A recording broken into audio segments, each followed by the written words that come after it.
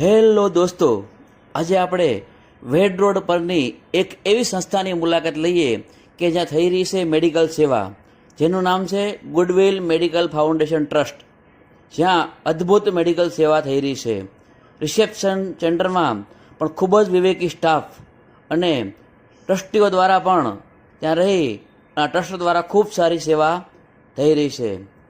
અને માત્ર ને માત્ર એ 500 રૂપિયામાં અહીંયા આગળ સોનોગ્રાફી થાય છે, એ પણ ડિજિટલ અને ખૂબ જ સચોટ એ સોનોગ્રાફી ત્યાં થઈ રહી છે.